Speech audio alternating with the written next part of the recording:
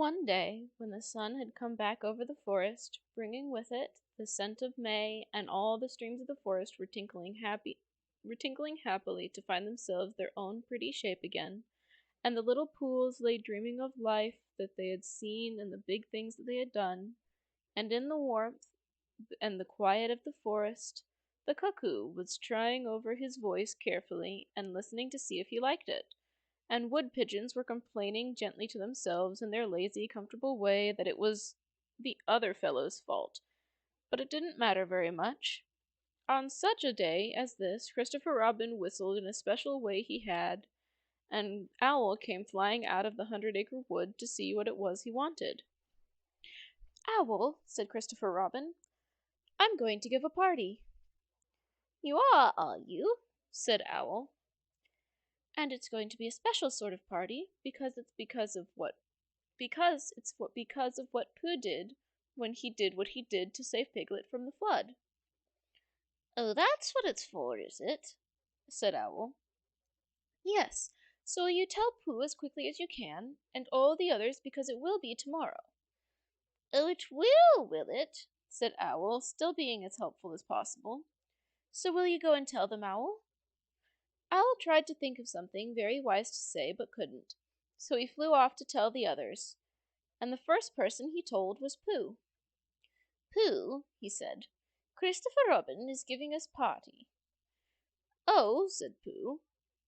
And then, seeing that Owl expected him to say something else, he said, "Will there be those little cake things with the pink sugar icing?" Owl felt that it was rather beneath him to talk about little cake things with pink sugar icing, so he told Pooh exactly what Christopher Robin had said and flew off to Eeyore. "A party for me," thought Pooh to himself. "How grand!" And he began to wonder if all the other animals would know that it was a special Pooh party, and if Christopher Robin had told them about the floating bear and the brain of Pooh, and all the wonderful ships he had invented and sailed on. And he began to think how awful it would be if everybody had forgotten about it, and nobody quite knew what the party was for. And the more he thought like this, the more the party got muddled in his mind, like a dream when nothing goes right, and the dream began to sing itself over in his head until it became a sort of song. It was an anxious Pooh song. "Three cheers for Pooh. For who? For Pooh. Why, what did he do? I thought you knew. He saved his friend from a wetting. Three cheers for Bear. For where? For Bear. He couldn't swim, but he rescued him. Rescued who? Oh, listen, do. I am talking of Pooh. Of who? Of Pooh. I'm sorry, I keep forgetting. Well, Pooh was a bear of enormous brain. Just say it again. Of enormous brain. Of enormous what? Well, he ate a lot, and I don't know if he could swim or not, but he managed to float on a sort of a boat. On a sort of a what? Well, a sort of a pot. So now let's give him 3 hearty cheers. So now let's give him 3 hearty witches, and hope he'll be with us for years and years, and grow in health and wisdom and riches. 3 cheers for Pooh. For who? For Pooh. 3 cheers for Bear. For where? For Bear. 3 cheers for the wonderful Winnie the Pooh. Just tell me, somebody, what did he do?" While this was going on inside him, Owl was talking to Eeyore. "Eeyore," said Owl, "Christopher Robin is giving a party." "Very interesting," said Eeyore. "I suppose they were sending me down the odd bitch which got trodden on. Kind and thoughtful. Not at all. Don't mention it." "There is an invitation for you." "What's that like?" "An invitation." "Yes, I heard you. Who dropped it?" "This isn't anything to eat. It's asking you to the party tomorrow." Eeyore shook his head slowly.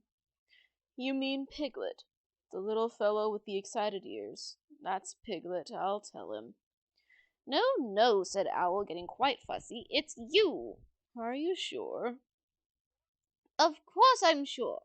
Christopher Robin said, 'All of them. Tell all of them.'" "All of them except Eeyore?" "All of them," said Owl sulkily. "Ah, said Eeyore. "A mistake, no doubt. But still I shall come. Only don't blame me if it rains." But it didn't rain.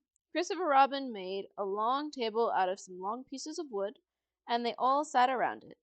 Christopher Robin sat at one end, and Pooh at the other, and between them on one side were Owl and Eeyore and Piglet, and between them on the other side were Rabbit, Roo, and Kanga. And all Rabbit's friends and relations spread themselves about on the grass and waited hopefully in case anybody spoke to them or dropped anything, or asked them the time. It was the first party to which Roo had ever been, and he was very excited. As soon as ever they had sat down, he began to talk. "Hello, Pooh," he squeaked. "Hello, Roo," said Pooh. Roo jumped up and down in his seat for a while and then began again. "Hello, Piglet," he squeaked. Piglet waved a paw at him, being too busy to say anything. "Hello, Eeyore," said Roo. Eeyore nodded gloomily at him. "It will rain soon, you see if it doesn't," he said. Roo looked to see if it didn't, and it didn't. So he said, "Hello, Owl," and Owl said, "Hello, my little fellow," in a kindly way, and went on telling Christopher Robin about an accident which had nearly happened to a friend of his, whom Christopher Robin didn't know. And Kanga said to Roo, "Drink up your milk first, dear, and talk afterwards." So Roo, who was drinking his milk, tried to say that he could do both at once, and had to be patted on the back and dried for quite a long time afterwards. When they had all nearly eaten enough, Christopher Robin banged on the table with his spoon, and everybody stopped talking, and was very silent, except Roo, who was just finishing a loud attack of hiccups, and trying to look as if it was one of Rabbit's relations. "This party," said Christopher Robin, "is a party because of what someone did, and we all know who it was, and it's his party, because of what he did, and I've got a present for him, and here it is." Then he felt around about a little and whispered, "Where is it?" While he was looking, Eeyore coughed and in an impressive way began to speak. "Friends," he said, "including oddments, it is a great pleasure, or perhaps I had better say it has been a pleasure so far, to see you at my party. What I did was nothing. Any of you, except Rabbit and Owl and Kanga, would have done the same. Oh, and Pooh. My remarks do not, of course, apply to Piglet and Roo because they are too small. Any of you would have done the same. But it just happened to be me. It was not, I need hardly say, with an idea of getting what Christopher Robin is looking for now." And he put his front leg to his mouth and said in a loud whisper, "Try under the table." "That I did what I did. But because I feel that we should all do what we can to do to help, I feel we should all," said Roo accidentally. "Roo, dear," said Kanga reproachfully. "Was it me?" asked Roo, a little surprised. "What's you talking about?" Piglet whispered to Pooh. "I don't know," said Pooh, looking rather dolefully. "I thought it was your party." "I thought it was once, but I suppose it isn't." "I'd sooner it was yours than Eeyore's," said Piglet. "As would I," said Pooh. said Roo again. "As I was saying," said Eeyore loudly and sternly.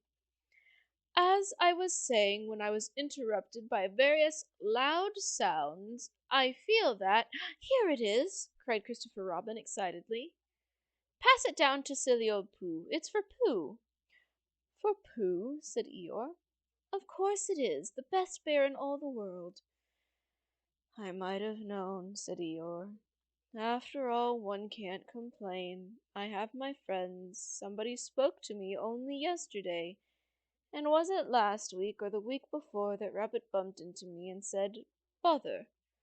The social round, always something going on.'" Nobody was listening, for they were all saying, "Open it, Pooh." "What is it, Pooh?" "I know what it is." "No, you don't," and other helpful remarks of this sort. And of course Pooh was opening it as quickly as ever he could without cutting the string, because you never know when a bit of string might be useful. At last it was undone. When Pooh saw what it was, he nearly fell down, he was so pleased. It was a special pencil case, and there were pencils in it, marked B for bear, and pencils marked HB for helping bear, and pencils marked BB for brave bear. There was a knife for sharpening the pencils, and an India rubber for rubbing out anything which you had spelt wrong, and a ruler for rubbing lines for the words to walk on, and inches marked on the ruler in case you wanted to know how many inches anything was, and blue pencils and red pencils and green pencils for saying special things in blue and red and green. And all these lovely things were in little pockets of their own in a special case which shut with a click when you clicked it, and they were all for Pooh. "Oh!" said Pooh. "Oh, Pooh!" said everyone else except Eeyore. "Thank you," growled Pooh. But Eeyore was saying to himself, "This writing business, pencils and what not, overrated if you ask me. Silly stuff, nothing in it." Later, when they had all said good-bye and thank you to Christopher Robin, Pooh and Piglet walked home thoughtfully together in the golden evening, and for a long time they were silent. "When you wake up in the morning, Pooh," said Piglet at last, "what's the first thing you say to yourself?" "What's for breakfast?" said Pooh. "What do you say, Piglet?" "I say, I wonder what's going to happen exciting today." Pooh nodded thoughtfully. "It's the same thing," he said.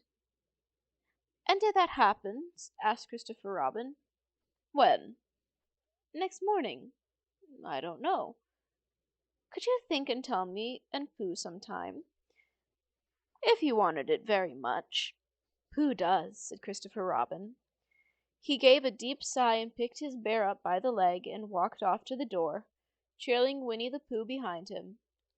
And at the door he turned and said, "Coming to see me have my bath?" "I might," I said. "Was Pooh's pencil case any better than mine?" "It was just about the same," I said. He nodded and went out, and in a moment I heard Winnie the Pooh bump, bump, bump, going up the stairs behind him. Alrighty, that is the end of the Winnie the Pooh first book. If you do want to see me read the second book, please feel free to comment, like the video. Liking really helps me see what's actually catching on and what people want to see. I am still figuring out editing and making the audio sound less bad. I think the thing that I really need to work on is getting because I don't have like a pop filter against this mic, like I had on the other one. So if anybody knows of ways to help with that, please feel free to comment and let me know. Alrighty, I will talk to you later, arty party. Bye bye.